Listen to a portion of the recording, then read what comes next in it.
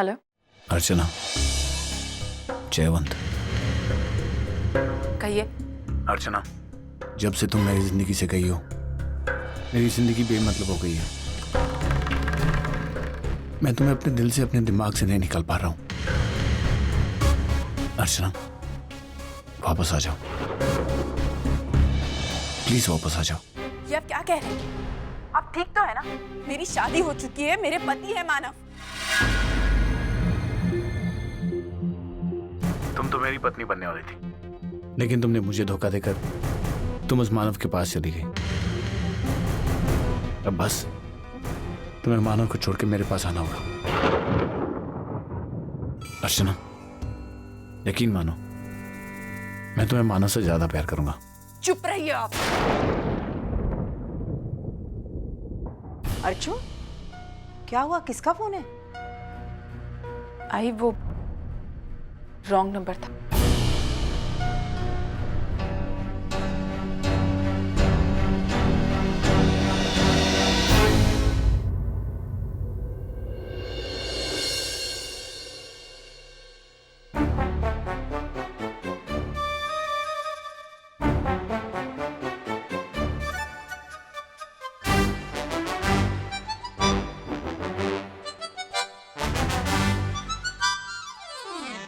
चाय।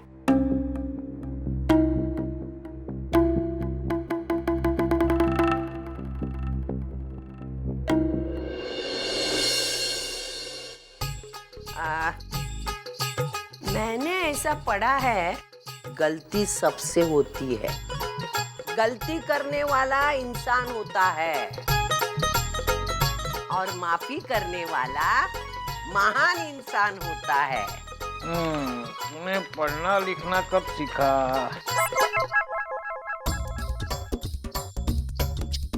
वो परसों विमला पढ़ रही थी तो मैंने सुना। तू कभी नहीं सुधरेगी, अपने अहंकार के नीचे दब के मर जाएगी, लेकिन कभी माफी नहीं मांगेगी। सीधा सीधा माफी मांग के खत्म कर दी किस्सा। मैंने कुछ किया ही नहीं तो माफी क्यों मांगू?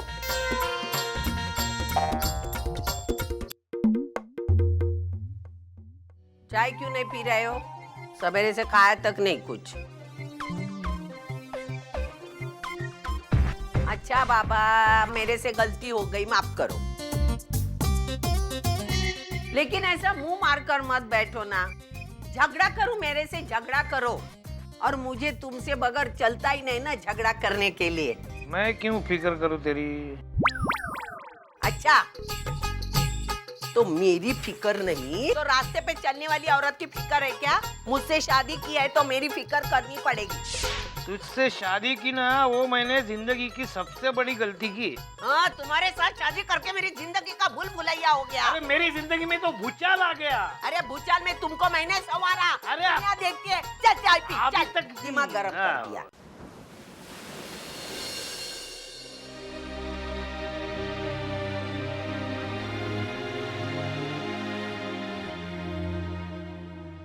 धर्मेश, तुम्हें पता है आज क्या हुआ? क्या हुआ? आज जब मैं मार्केट गई थी ना, तो मुझे उन गुंडों ने फिर से छेड़ा।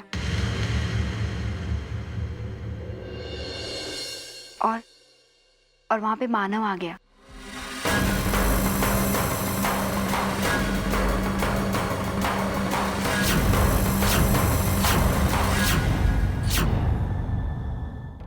मानव जैसा मवाली और छोटा इंसान ही उन मवालियों से उलझ सकता है। ये मारपीट वगैरह करना तो रोज की आदत होगी ना उसकी। हम जैसे इंसान जिनकी सोसाइटी में अपनी एक इज्जत, अपना एक स्टेटस है, वो उन जैसे मवालियों के मुंह नहीं लगते। उस दिन जिस तरह अवॉइड किया था उसी तरह अवॉइड कर देते। तुम्हारी ये जो सोच है ना धर्मेश, वो बिल्कुल गलत है। मैं इस सोच को बिल्कुल नहीं मानती। किसी औरत की बेइज्जती को अपने आंखों के सामने बर्दाश्त करना, इसे अगर तुम अपना स्टेटस, अपनी इज्जत की पहचान मानते हो ना, तो मुझे नहीं चाहिए ऐसी इज्जत। वैशु, मैं कुछ गलत नहीं कह रही हूँ धर्मेश, बल्कि आज जो मानव ने किया ना, वो उस दिन तुम्हें करना चाहिए था। वैशु, तुम खामखा मानव के साथ मुझे कंपेयर कर रही हो। मैं किसी के साथ तुम्हें कंपेयर नहीं कर रही हूँ धर्मेश, मैं सिर्फ इतना कह रही हूँ, हर बार तुम सही हो ये जरूरी तो नहीं है ना। सामने वाला इंसान भी तो सही हो सकता है, और इस बार मानव सही है।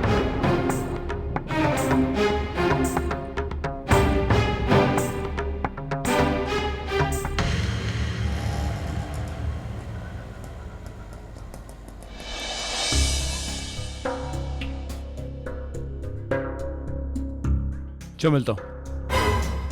नमस्कार वेणी। नमस्कार। क्या हुआ जयवंत जी, आपने अचानक फोन करके बुला लिया? सब ठीक तो है ना? कोई प्रॉब्लम तो नहीं? प्रॉब्लम नहीं वेणी, सोल्यूशन देने के लिए आपको बुलाया। मतलब? आइए ना, अंदर बैठ के बात करते हैं, आइए। वो एक्चुअली मैं ऑफिस के लिए लेट हो गई हूँ, वैसे ही मुझे जल्दी पहुँचना है, तो हम लोग यहीं खड़े होकर बात कर लेते हैं। ठीक है, कोई प्रॉब्लम नहीं, मैं ज़्यादा वक्त नहीं लूँगा, बस थोड़ा समय, और मुझे यकीन है कि आप समझ जाएगी। वो क्या है वेणी, जिनकी दुखती रग एक होती है ना, वो जल्दी समझ जाते हैं। और हम दोनों की दुखती रग है मानव। मैं जानता हूं वेणी कि आप मानव से नफरत करती हैं, और मेरे लिए तो नफरत का दूसरा नाम ही मानव है। इसलिए मैं चाहता हूं कि अर्चना की जिंदगी से मानव को निकाल फेंकने में आप मेरी मदद करें।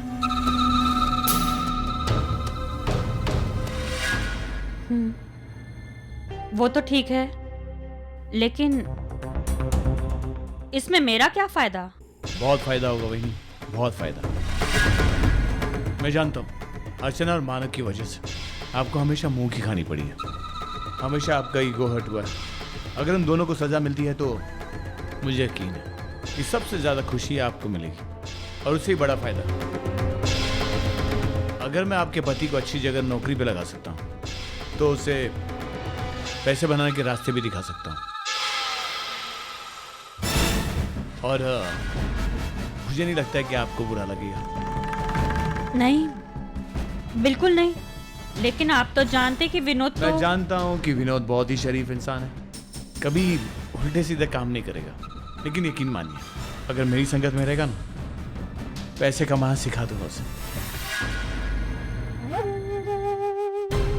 अच्छा, तो मुझे क्या करना होगा?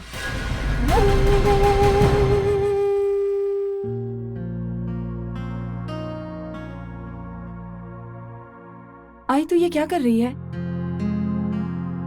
आजकल ठंड ज्यादा पड़ रही है ना, इसलिए रजाइयां निकाली। देख रही है ना मुंबई में कितनी ठंड पड़ रही है। कल रात कितनी ठंड थी, तेरे बाबा ठंड के मारे सिकुड़ गए थे। मैंने सोचा आज रजाइयां निकाल ही लेती हूँ, जरा धूप दिखाऊंगी ना तो ओढ़ने लायक हो जाएंगी। इनके लिए नया कवर तो सिलवाना ही पड़ेगा। क्यों? हाँ आई, वो आई तुझसे कुछ बात करनी थी। हाँ बोल।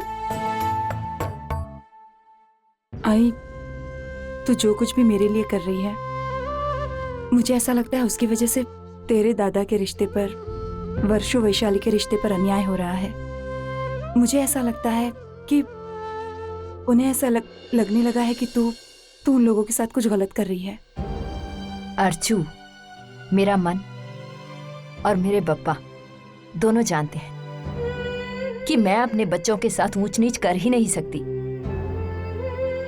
हाँ, ये सच है कि तेरे लिए मेरे मन में ज्यादा झुकाव है, लेकिन उसकी वजह भी तो सब जानते हैं। और सच कहूं, मैं गलतफहमियां सह सकती हूँ, लेकिन तेरी सेहत के साथ कोई खिलवाड़ नहीं सह सकती। और एक बात, सच कहूं तो मैं मानव से नाराज थी। मैं यही समझती थी कि उसने एक आई से उसकी बेटी को तोड़ दिया, इसलिए नफरत करने लगी थी मानव से। लेकिन जब मैंने तेरे बाबा को देखा तो मैं अपने फैसले पर सोचने के लिए मजबूर हो गई। तुझे पता है, तेरे बाबा मानव को बहुत चाहते हैं, उसकी अच्छाई का आदर करते हैं। हाँ, लेकिन एक कमी तेरे मानव में जरूर है। क्या आई? वो तेरे जैसा ही बहुत ही सीधा साधा है, भोला है, और इसी का फायदा लोग उठाते हैं। मुझे तो डर लगता है कि तुम दोनों ऐसे ही रहोगे तो पता नहीं क्या होगा। लोग तो तुम्हें बेवकूफी बनाते रहेंगे। तो ऐसा क्यों कह रही है? लेकिन अरे जो सच है वही तो कह रही हूँ। आई तो बिल्कुल डर मत, हमें कोई बेवकूफ नहीं बना सकता। और अगर ऐसा किसी ने किया भी ना, तो मुझे पता है कि मेरे पास मेरी आई है।